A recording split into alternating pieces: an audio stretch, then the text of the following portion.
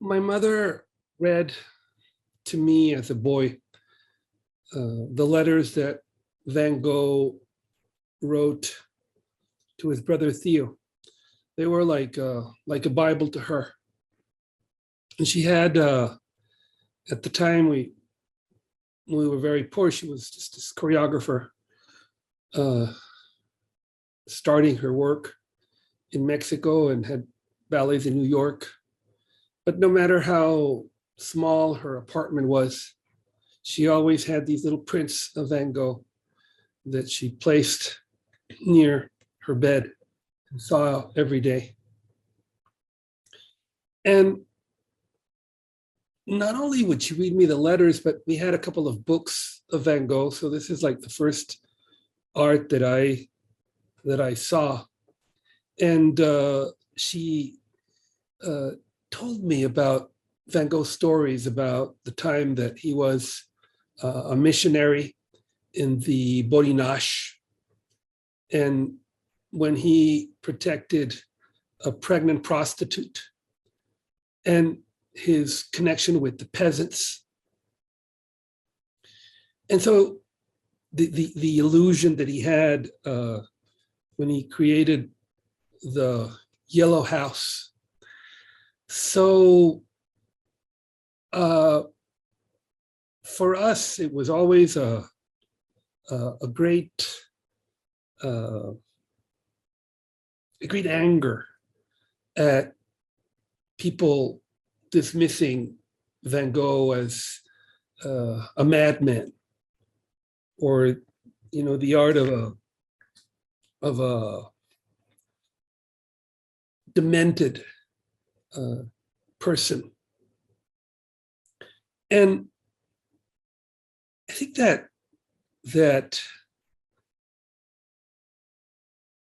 it is more an ideological issue than it is an artistic. In a bourgeois society like ours, where everything is about money. So somebody that doesn't produce money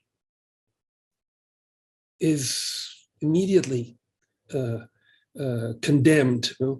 Even when you read books like the recent biography of Van Gogh by Stephen Naifeh and Gregory White, it's an excellent book, very well researched. But page after page, they describe Van Gogh as this totally unreasonable human being, and how could he ask his brother for money? I mean, the logical conclusion of a book like that is why didn't he get a day job, right? Why didn't he follow the advice of the people that said that? Why didn't he do little paintings, little watercolors to sell them? Or why didn't he have a side job and teach? Why did he insist in painting these huge canvases that nobody wanted to buy? And I think that, how can you tell if somebody is really an artist? And I'm not saying if they're good or bad, that's another discussion. I can tell you that by definition, an artist does not work for money. Some of them might be very successful, like Picasso. Most are not. But if somebody is working for money, they're not an artist. They're doing a job like they could be doing any other job. An artist paints or sculpts or acts or does music because he or she cannot live otherwise, regardless of the financial reward or absence of, if, the creation is a vital necessity.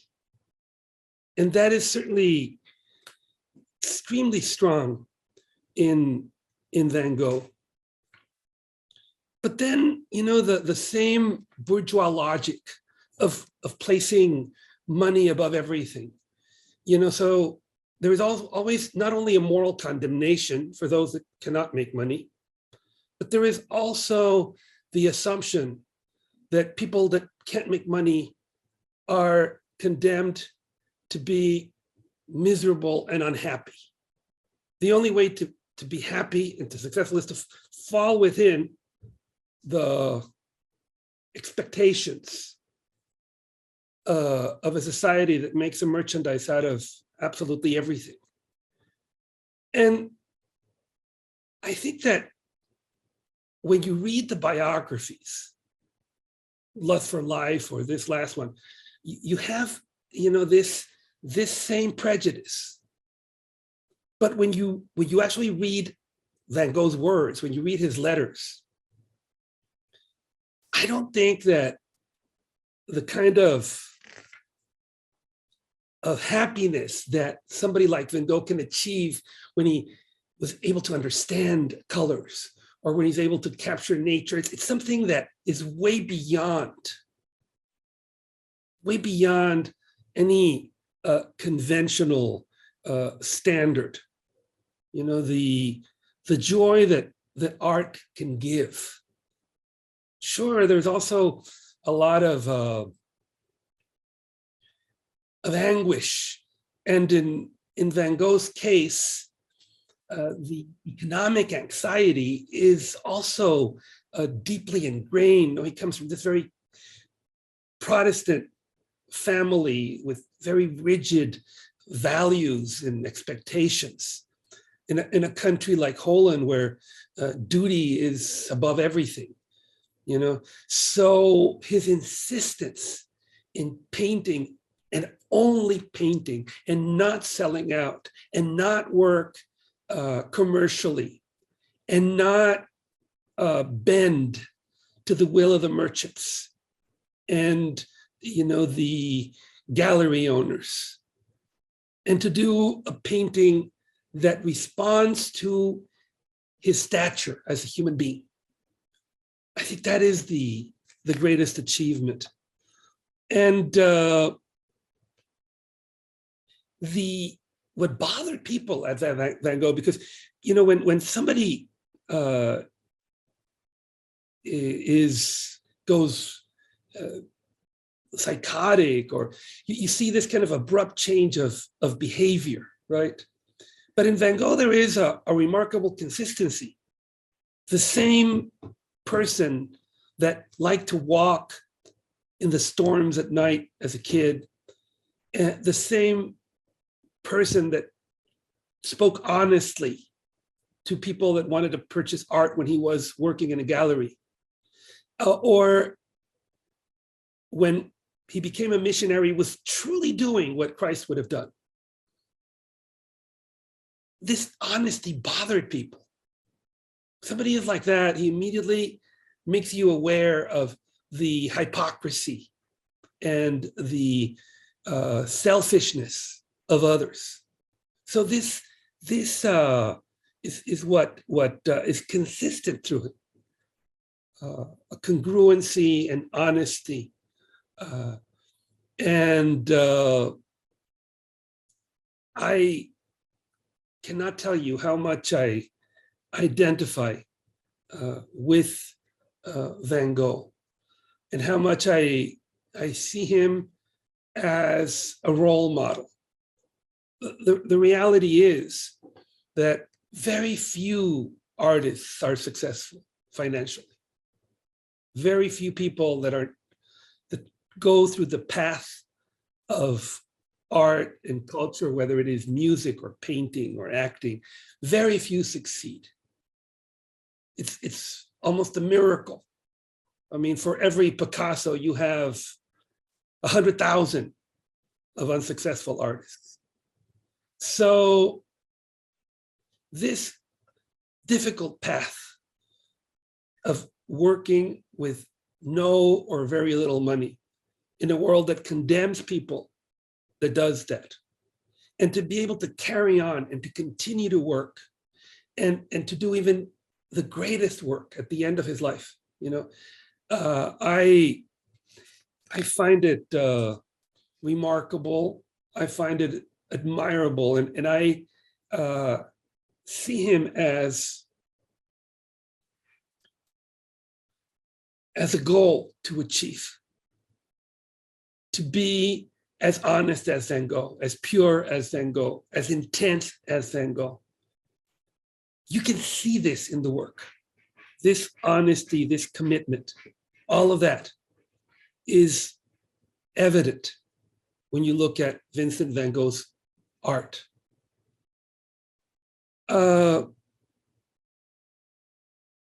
Before discussing Van Gogh's life, it is very important to talk about Holland or the Netherlands. It has been said that Holland is an impossible country. It is an impossible country because it is actually below the sea level. So there is always the risk that it might disappear. I don't know what's going to happen to Holland now with global warming, you know, and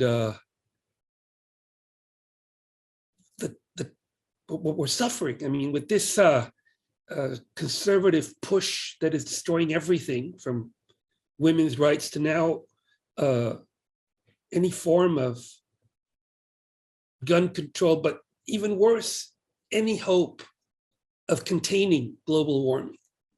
I don't know what's going to happen once the sea rises, because Holland has always been in danger of disappearing.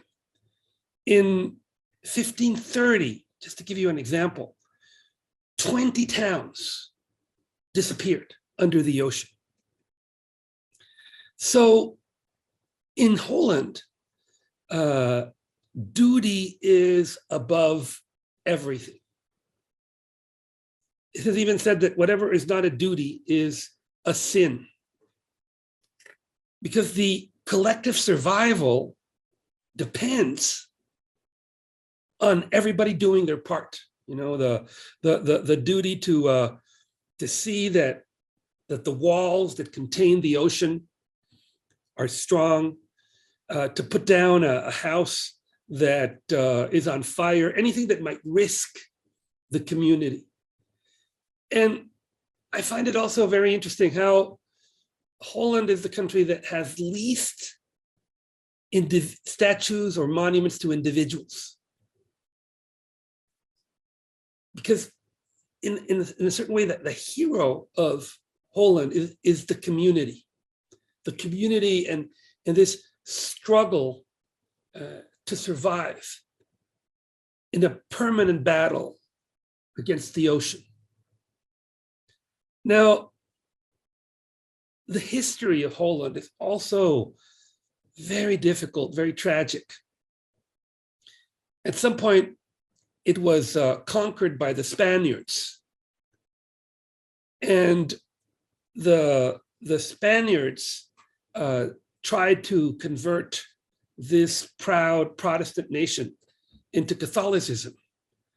And the hideous Inquisition even condemned to death for heresy 3 million Dutchmen. Fortunately, of course, this did not happen.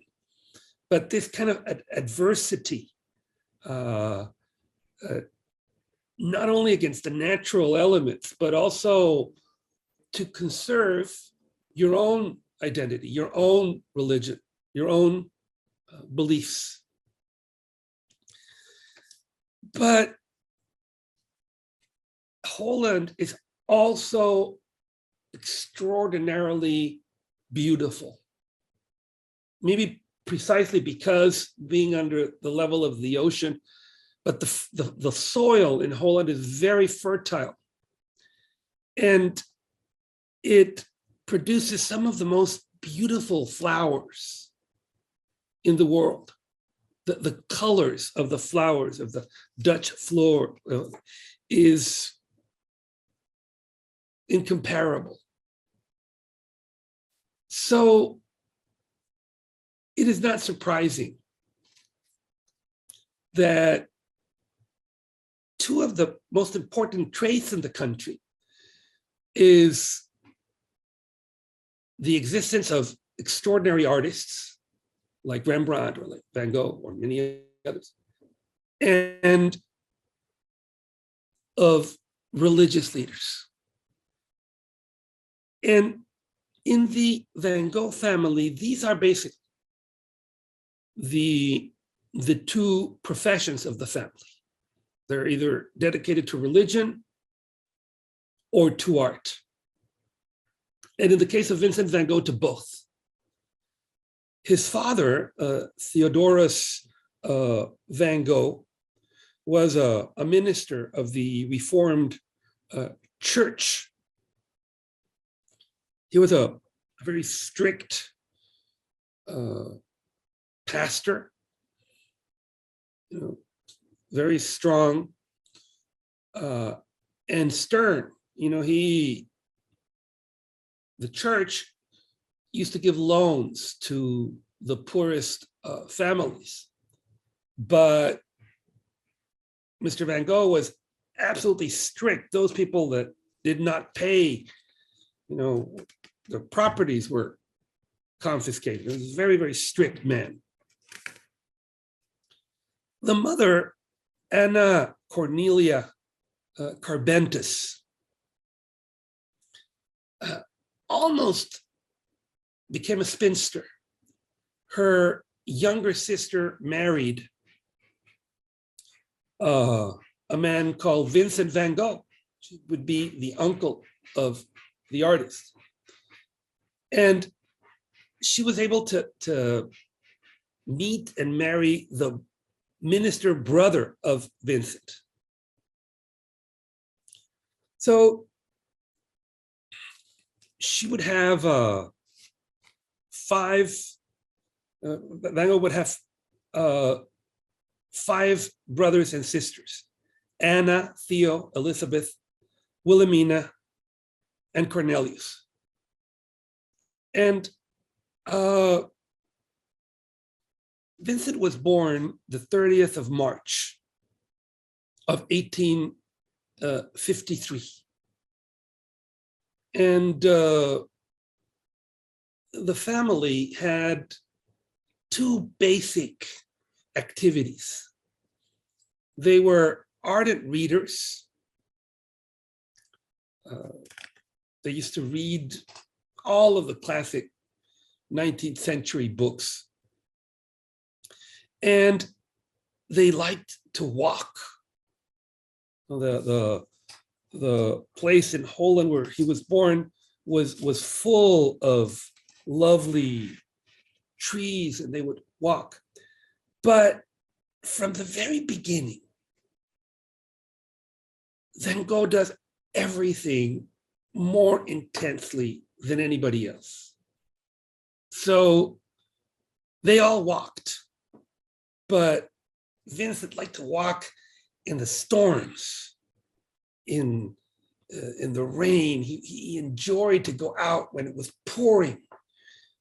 He also liked to walk at night. And he loved nature. He collected beetles. He also collected nests and wildflowers. And he had this lovely collection in the attic of the home. But Vincent hated school. And all the attempts of the family to educate him failed. They tried the local schools, they didn't work. They tried tutors, they didn't work. And so they opted for the worst option. The history of Van Gogh is also, it also works as a cautionary tale of what to do. You have a rebellious child, well, so what? He's rebellious. You love him, you let him be rebellious. But the stern Theodorus van Gogh, instead of doing that, opted for the worst thing you can do to a sensitive kid. He put him in a boarding school called Seven Burger. And Van Gogh was completely miserable. Everything, his walks in nature, his collection of nests, all of it gone in this severe, tedious academic environment. At one point, the father visits him, and Van Gogh would remember, I flung my arms around his neck, asking him to take me home. But the stern minister not only did not take him home, but put him in an even worse boarding school called Tilburg. This photograph of a young Vincent van Gogh with his arms crossed shows the state of rejection that he lived in. He just could not take the school. And a few months before graduation and weeks before his birthday, on March of 1868, he just left the boarding school. He knew that if he followed the train tracks, eventually he would return home. And so that's what he does. He walks 7 hours following the train track and returns home, and for the next 16 months goes back to his love of nature, to his collection of nests and flowers. But of course, the stern minister Theodoros Van Gogh was not going to have any of that. And with the typical logic, the authoritarian parenthood, this kind of rigidity and inability to understand that people are different, right? So, okay, if he did not want to study, then he was going to work. So when he was 16 years old, he was sent to work with his uncle, Vincent van Gogh, also called Cent, Uncle Cent. And he had a gallery called Goupil in The Hague. And Uncle Cent had discovered that middle-class Dutch families wanted to decorate their homes. And so there was a big market for prints. So he earned a fortune selling these prints. And Vincent generally worked hard at this. He just went in depth. He studied everything about the artists they were selling and about their careers, and he developed an enormous understanding of this. But in the gallery, for Van Gogh, it was impossible to lie and to play on the weakness of the customer and to see, what he could sell.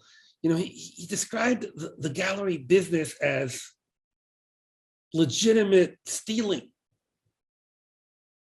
telling somebody that something is great when it isn't, overcharging, paying the least to the artist and the most to the customer, the business. So even though he knew a lot about it, but this honesty got him in trouble. because again, he made the other opportunist sellers that would say anything to make a sale. He would make them look very bad. So other employees in the gallery, especially a vile man called Tearstick, intrigued him with his uncle and convinced him that he was bad for business. And so Vincent was sent to London. And in London, they didn't have a gallery open to the public. It was more a distribution center where they received the prints and they shipped them to other galleries. And so I guess he figured that he couldn't do too much damage in this place. But Van Gogh didn't, spent this time in England and had a chance to see the consequences of capitalism and the industrial revolution that had made a few people wealthy beyond imagination, but the vast majority were totally poor and exploited. The underclass that dressed with the discarded clothes of the aristocrats.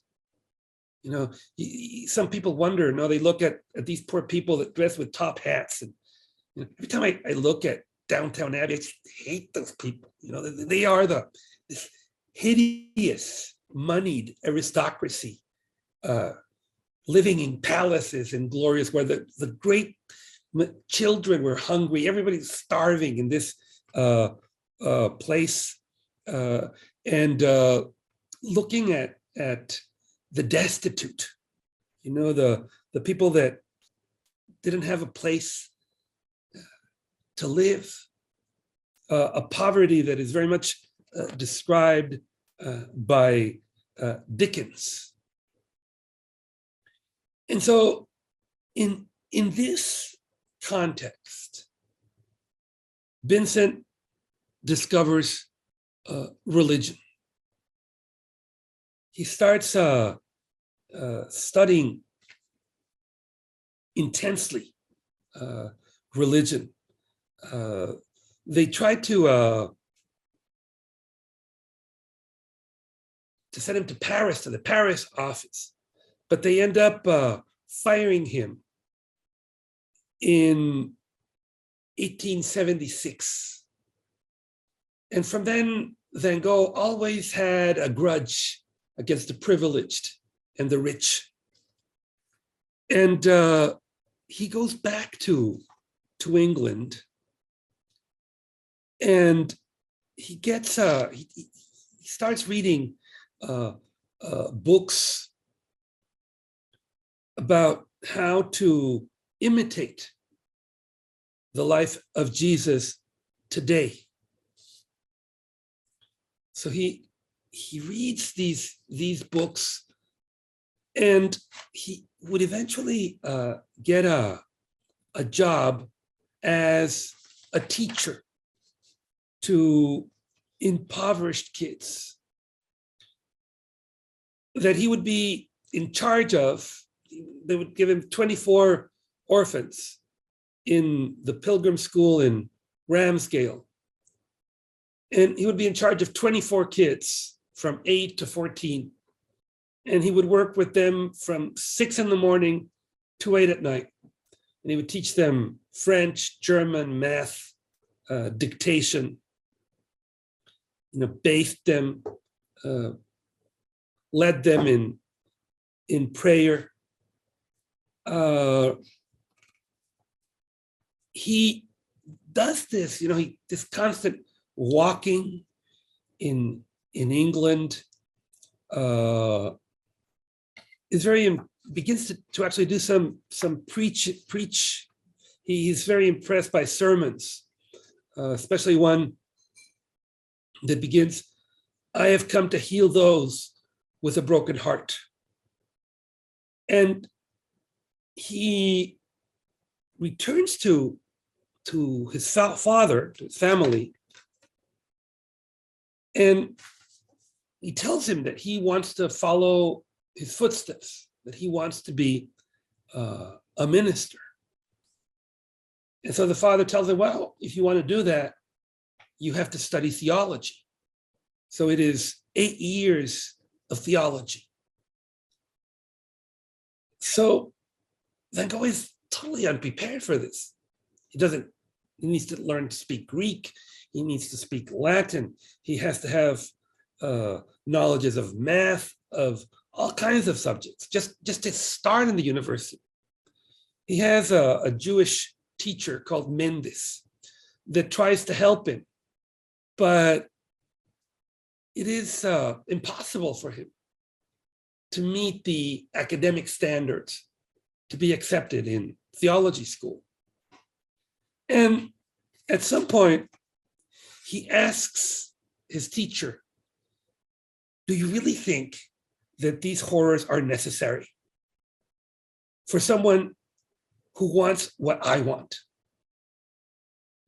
Why do I need to study 8 years of theology if what I want is to serve the poor right now?"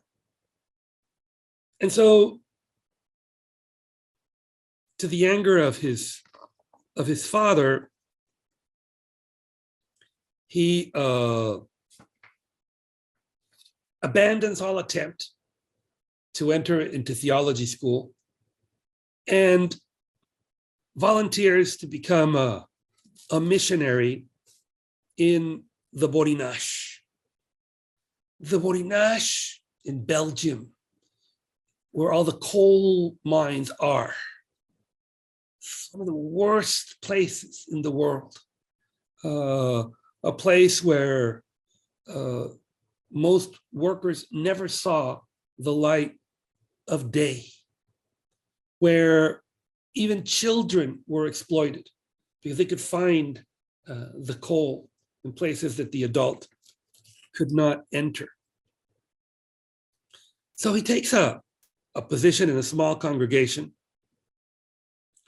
and he teaches the Bible to the children. He visits the sick. He visits the mine. It takes 2 years in this.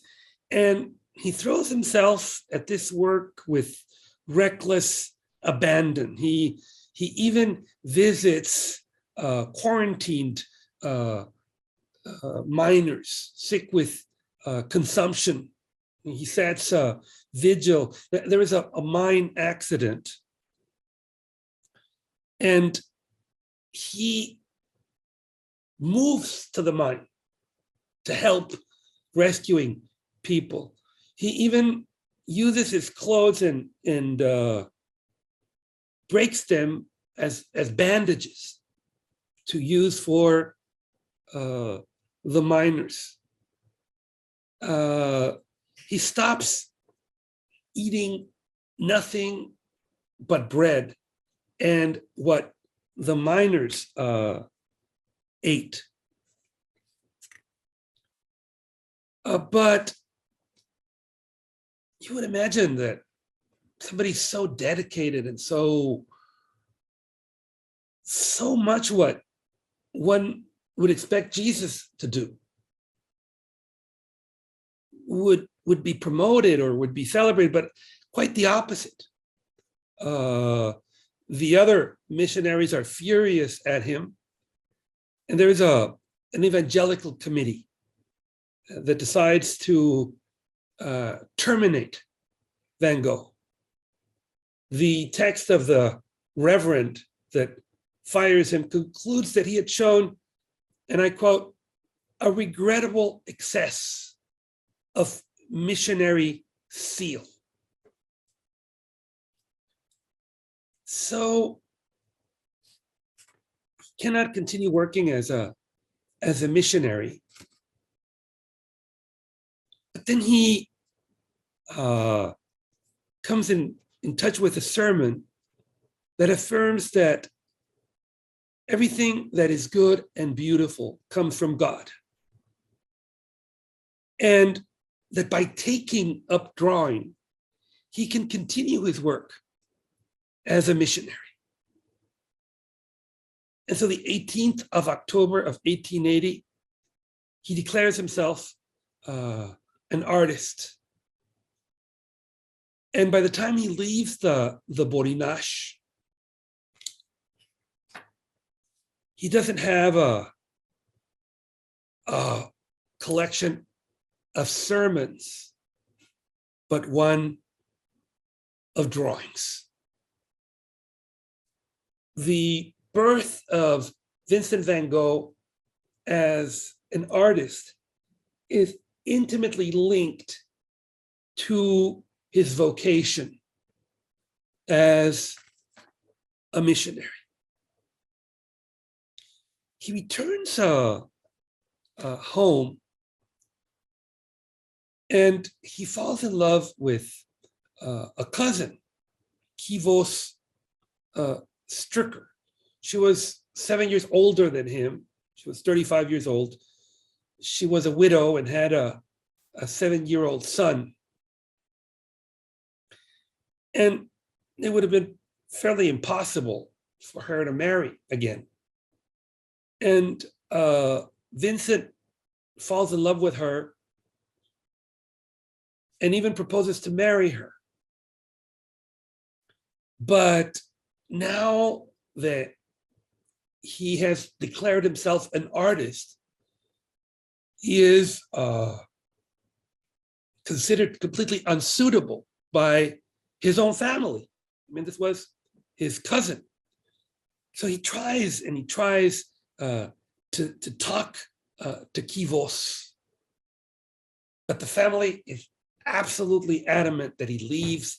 They tell him that his persistence is disgusting. At some point, Van Gogh just says, well, let me talk to her only as long as I can keep my hand above a candle. But the response of Kivos's parents is no, nay, never. And this is only the beginning. When he comes back, his father is furious because Van Gogh is not following the norms. And the father, who had considered lunatic what he had done in the Borinage, at some point he had even tried to intern him in a mental institution. You know, he thought that, but now that Vincent had tried to declare his love for Kivos, and he had failed, but now he condemns Van Gogh. He says to him, God damn you, and tells him to move somewhere else. Get out of my house, he tells him. As Van Gogh leaves, he hears the father locking the door after him. He would travel to The Hague. In The Hague, he has another cousin that had been fairly successful as an artist, Anton Mauve. And he starts to work. Mauve gives him some advice. Van Gogh is fascinated by artists like Millet and his paintings of peasants. And he starts painting the peasants. So he does these works of Dutch peasants. And Mauve, his cousin, had advised him to learn to draw by drawing casts. So he says that it is ridiculous that he's painting live people. And then he even mocks Vincent's accent and his nervous speech. Van Gogh would respond to Anton Mauve. He would tell him, if you had spent rainy nights in the streets of London or cold nights in the Borinage, you would also have ugly lines in your face and perhaps a husky voice too, he would say. At another point, the hideous Teersteg, the man who worked in the uncle's gallery, reappears and looks at his work and tells him that these paintings that he's doing are charmless and unsaleable. And he says, why don't you do smaller watercolors? And Vincent calls him stupid and superficial.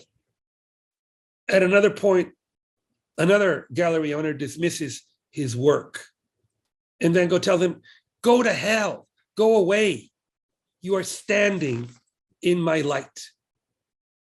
And he responds, I shall not run after art dealers or collectors. Let them come to me. I will not let myself be forced to produce work that does not show my own character. And he proceeds to do masterpieces like this one, The Potato Eaters. That is a family where he starts to, it's a very dark coloring, but he starts bringing color as a way of contrasting the features. And he presents these peasants in complete honesty.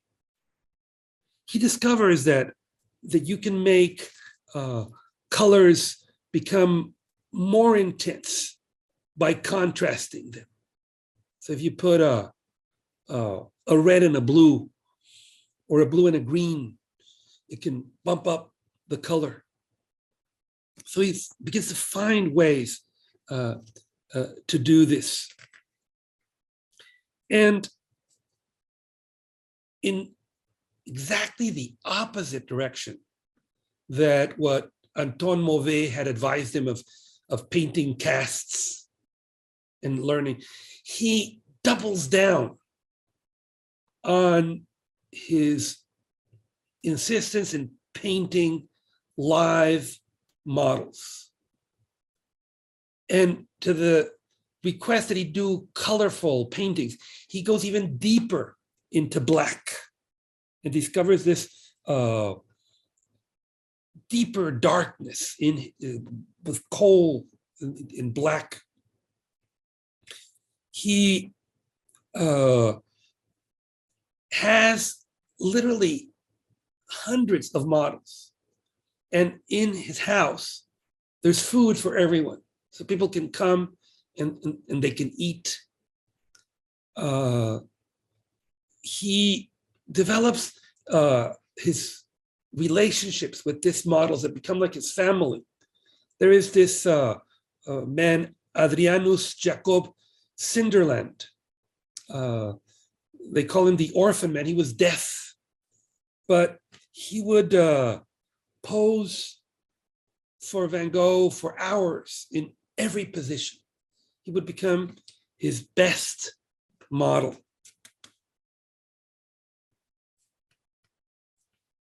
There was also a prostitute called Sien Hurnik. And she starts coming and modeling for Vincent. She already has several children, and she's pregnant with another one. And Van Gogh realizes that she's got nowhere to go. So he invites Sien to live with him, with her children. And he even prepares the house, the little studio that he had for the arrival of the baby that Sien names after him, calls him Willem. But now the scandal, he even offers to marry Sien. And when they criticize him, he says, well, what is more honorable? To abandon women, or to take her in and to protect her? But this was too much, even for his brother Theo. His brother Theo was his only support, the man who sent him a little bit of money every month so that he could live.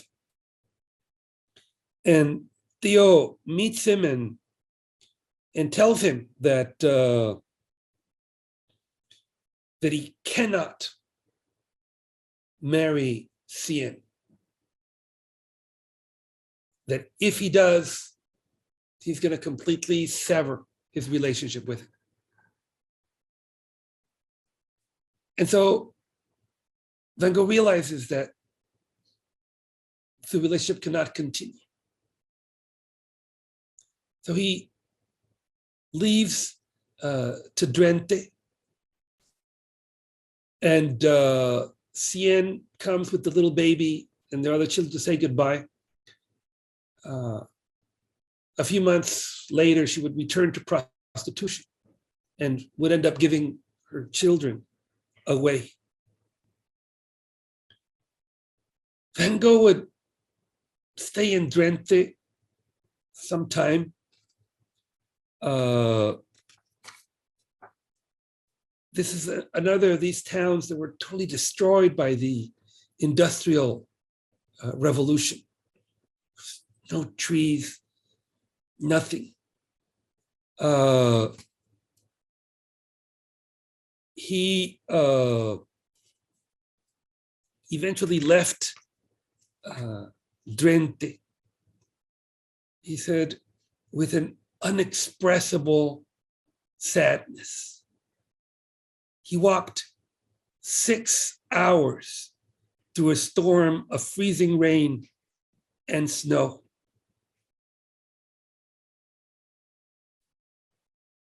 I cried most of the way, sowing the barren land with my tears.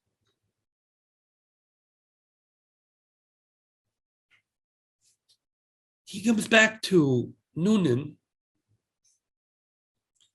and decides to confront his father. He would describe how if you are slighted and offended and you have this feeling of being a prisoner, and so he speaks out to the father and confronts him and tells him that that he was wrong in damning him and banishing him. He would do paintings like this where he would contrast the stern, huge Bible of the father and the tiny book, Joie de Vivre, the joy of life. He would also embrace fully the ideas of the French Revolution and the liberal causes against conservatism and Puritanism.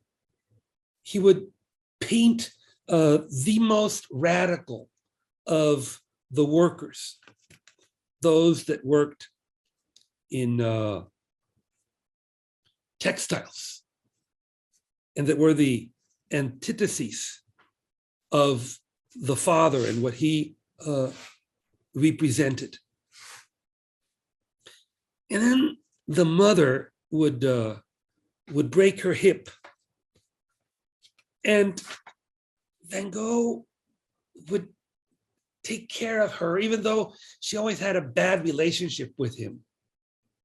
But Van Gogh would take care of her, would carry her, would take her, would paint her, would even paint the church where her father officiated. And there was a woman called Margot Begman who was wealthy but was a spinster. And Margot was very impressed by the care that Vincent showed taking care of his mother. So they both fall in love. These are some of the beautiful drawings that Van Gogh does at the time. But that, once again, look at this beautiful one. Look at the little bird above the lake. But again, the family of Miss Bagman prefers to lock her up than for her to have a relationship with an artist. So another disappointment in love. Van Gogh now travels to Antwerp, and there he joins the art school. But instead of painting these idealized versions of women, he paints a real woman, which the authorities of the school consider disgusting. And he responds, well, that is because you don't know what a real woman looks like. A woman has to have hips to be able to have babies. So he's out of school. Any attempt had failed. So very much Van Gogh would study by himself. He would read as much as he could of color, of perspective. He would build this little machine that was used by Leonardo da Vinci, and he would use it to paint nature. And he would eventually try even more ambitious works, but always this kind of reality that he saw around him. Then he would travel to Paris and live with Theo in some of the happiest years of both lives. This time he would meet many of the Impressionists. He would become friends with Peter Russell, with Émile Bernard, with this Louis Arquetin, with Toulouse-Lautrec. And he would begin to be part of this generation of artists that were changing the world. Start introducing color. In Paris, he found it very difficult to recruit models that were very expensive. So he begins by documenting things like his shoes after walking like nobody else, or still lives like flowers in vases. And a flower that would become his signature, the sunflower, that he would be like his personal image. He would also do a very interesting series of self-portraits. And with Theo, they would go to galleries, they would speak of art. He would also be very much inspired by Japanese prints and would try to understand the Oriental use of color and use it in some of his most famous works, like this beautiful image of boats, or his gallery. Theo was in love with this girl, and Joe Bunger. And Vincent understood this, that his relationship kind of came in the middle between Theo's desire to marry Joe. So with the same swiftness that he had arrived to Paris, he left. And he went to Arles, that has the most wonderful, warm light. And after a long period of drawing very dark images and slowly understanding color and gradually introducing it, now he comes at a time where everything is blooming. And he's able to capture these extraordinary light and nature. He also paints the local population of Arles, like this girl that he does as the epitome of fertility, or this giant of a man, the postman. And the most famous of these works are his nights full of stars. The mother had once told Vincent that every star was a promise. So a starry night was a night full of hope. The Uncle Sent, dies and expressly disinherits Vincent van Gogh.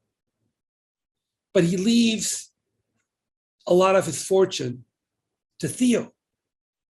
So Theo feels very bad about the fact that Van Gogh is left with nothing. And so some of that money that Theo had inherited, he gives to Vincent so that Vincent can build this artistic commune. Van Gogh admires the way that the Japanese live, the Japanese artists, and how they share the bread, and they talk to each other, and they learn from each other. And so he even presents himself in a painting like this as a bonsai, a Japanese artist. So he starts to talk with others, hoping that he can convince him to join him in this. He starts exchanging paintings, and he takes this house and he completely renovates it. He paints it yellow, and he takes care of every detail.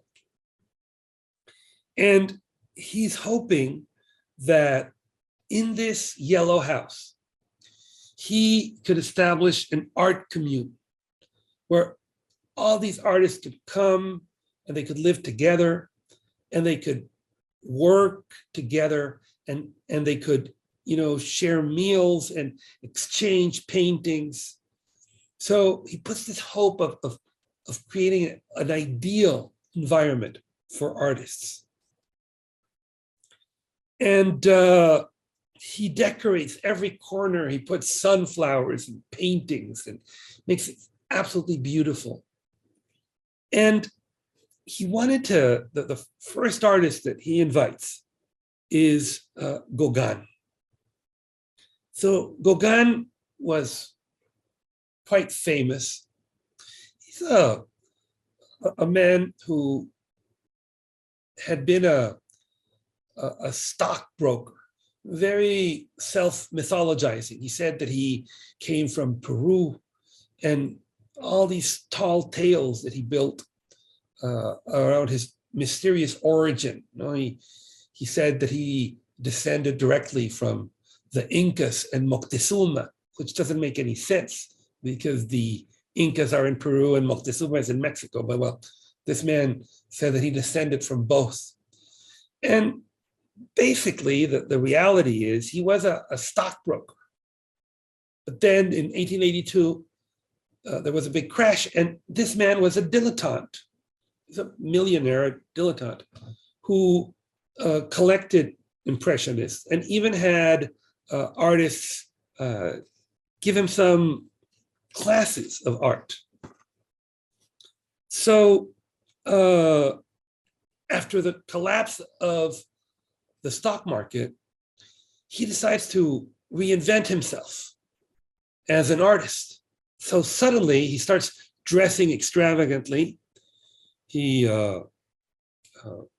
starts again and travels to different places. And when he arrives to the Yellow House, that he more or less sees as a business, he demands that Theo pay him, cover his debts. And the first thing he does is that he ridicules Van Gogh. He looks at all the yellow colors and says, why all this color of shit here? He dislikes all the carpets, everything that Van Gogh had placed together. He has his sent from Paris. And then, he starts appropriating Van Gogh's themes. Van Gogh shows him his wheat fields, the little cafe that he painted, and the models that he had. And Gauguin just starts copying them and tells Vincent that it is ridiculous that he does everything in person, because for Van Gogh, it was very important to be there in painting, to take it from life. And Gauguin says, well, why don't you paint just using your imagination? And he takes some of the subjects like this model, and he does it from what he remembered. And then, he even ridicules Van Gogh himself. He does this cartoon of him that he's painting sunflowers where the sunflowers have already withered, So at first, Vincent tries to thinks that maybe Gauguin is acting in good faith. And he even tries to do a painting through imagination, as Gauguin had suggested. But pretty soon, he realizes that it is all a farce. So he responds to Gauguin.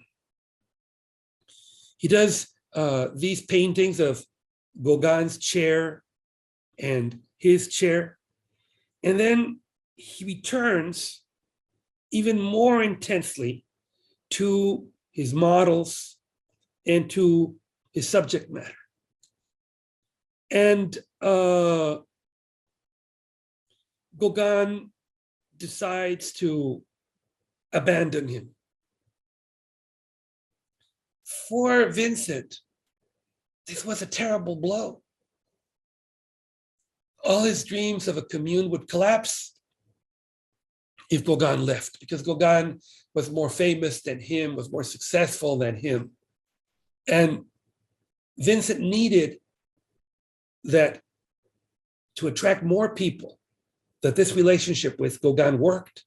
So by Gauguin speaking ill about him and the Yellow House, and by abandoning him, all this effort, all these dreams of creating a place of reunion for the artist collapsed. And in a very dramatic moment, Van Gogh pulls the lobe of his ear and cuts half of it and sends it to Gauguin. So many people use this incident as proof of Van Gogh's madness and instability. But what they don't understand is that Van Gogh's actions were informed by his deeply religious understanding of life. The wound in the ear is a sacred wound. In Gethsemane, when Jesus was betrayed and they came to arrest him, St. Peter cuts the ear of one of Jesus' attackers. And the last miracle of Jesus is restoring the ear. This is also described by Émile Zola in Germinal.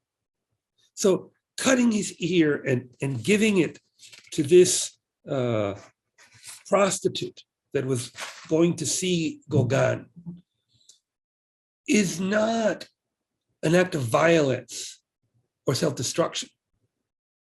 It is a way of expressing his deepest and most profound sorrow at Gauguin's actions. But of course,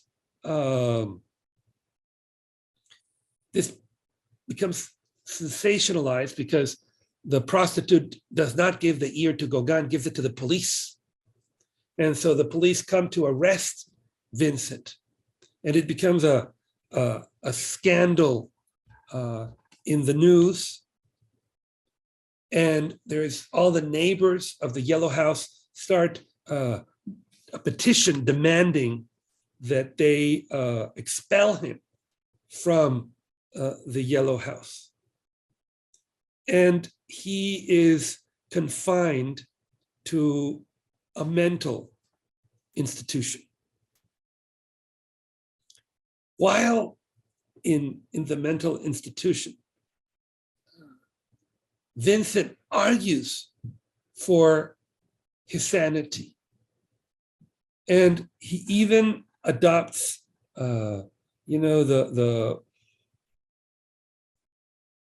the continuation of his artistry. Meanwhile, the Yellow House has flooded. Some of the masterpieces of Western art are there underwater.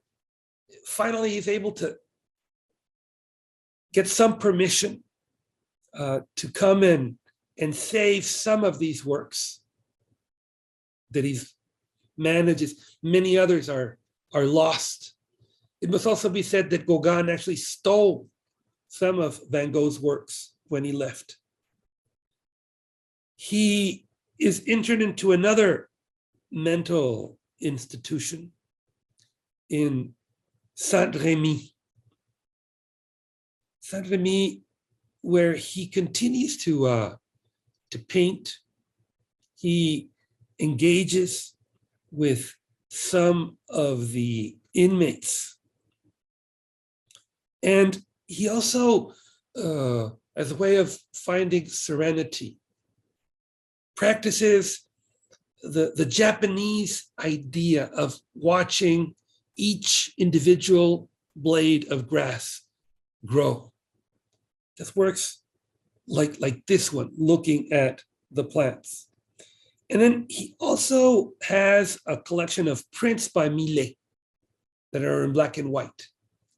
And so he tries to do color versions of these prints with extraordinary results. Here you have some of these prints and how Vincent van Gogh reinterprets them in color.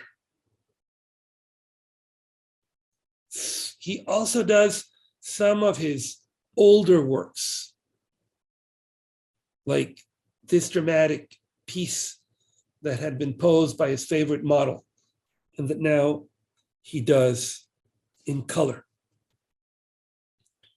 Now, while all this is happening, Theo and his wife have a little baby they call Vincent. In tribute to him, he would do this lovely painting for his,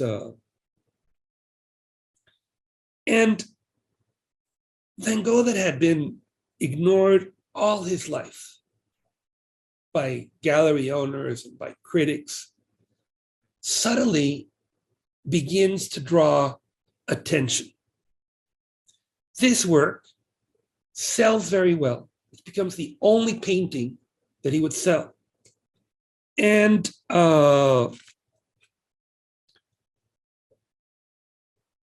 Albert Aurier of the prestigious Mercury newspaper of France writes a glowing article about him. And so he begins to be recognized.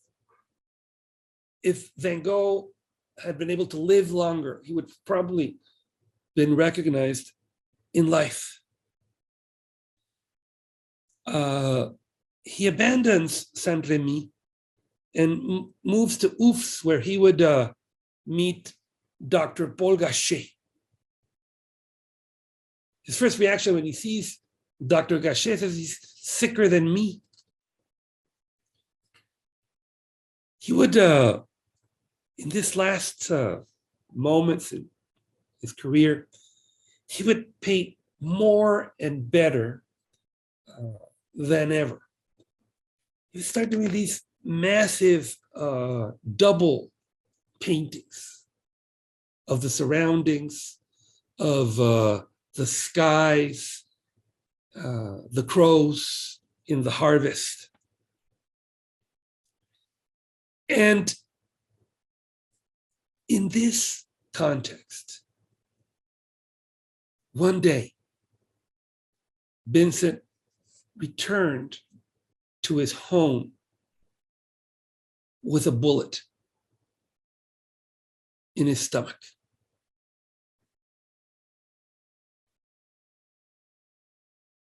Van Gogh never blamed anybody for this, but guns were not a part of Vincent's life.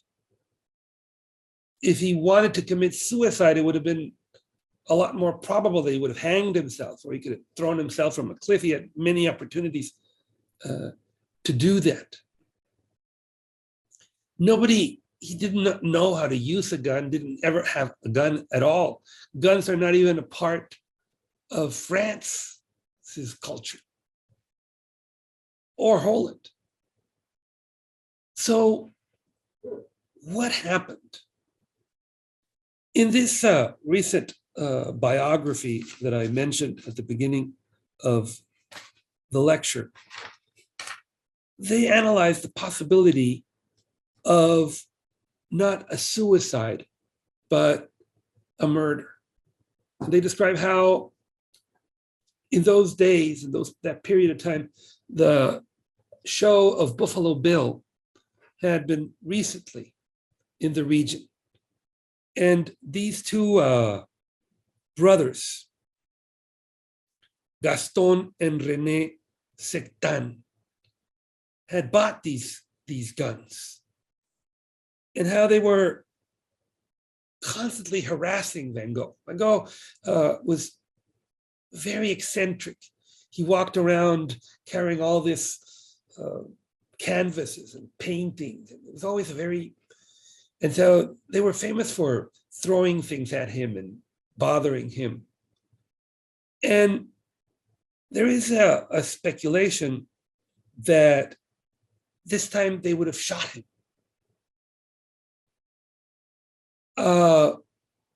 Had Van Gogh used the gun, in most of the cases, you commit suicide by pointing the gun to your head, not to your chest. Now, even if he had pointed the gun at his chest, at that distance, the most probable is that the gun, if it didn't hit bone, would have come out of his body. So the fact that the bullet was in his stomach suggests that it came farther away and in an up-downward direction. We will never know. The brothers completely disappeared from the scene, and 50 years later, an art critic interviewed one of the brothers who said that Van Gogh had stolen his gun. We don't know. But mortally wounded, Theo came to see him. And they talked and talked. Finally, past midnight, the 29th of July of 1890, Vincent van Gogh was dead.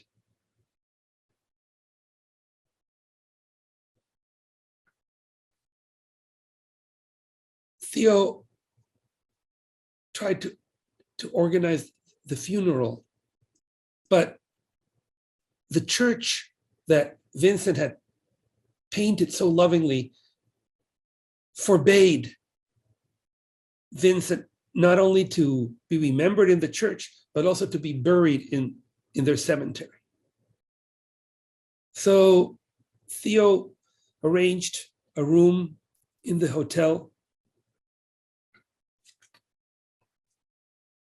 decorated Dutch style, selected a handful of paintings, draped everything in flowers.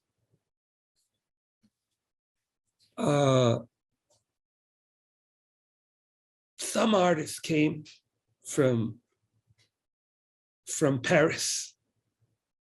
And then, since he couldn't bury him in the cemetery, he bought a perch of land far away,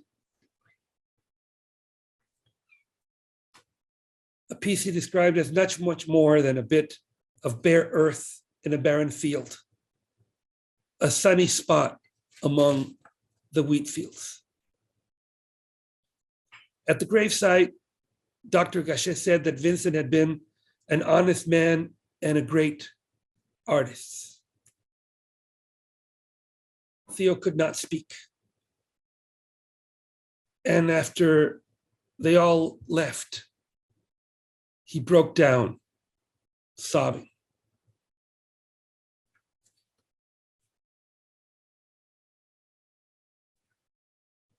In the last year of his life, Theo decided that his brother would not be forgotten. And tried hard to get exhibits of him. And when his gallery refused, he resigned as if he were incarnating Vincent. To the avalanche of people that said that Vincent was mad, Theo decided that the best response would be Van Gogh's letters.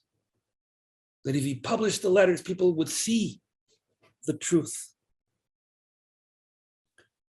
But the pain was too much. And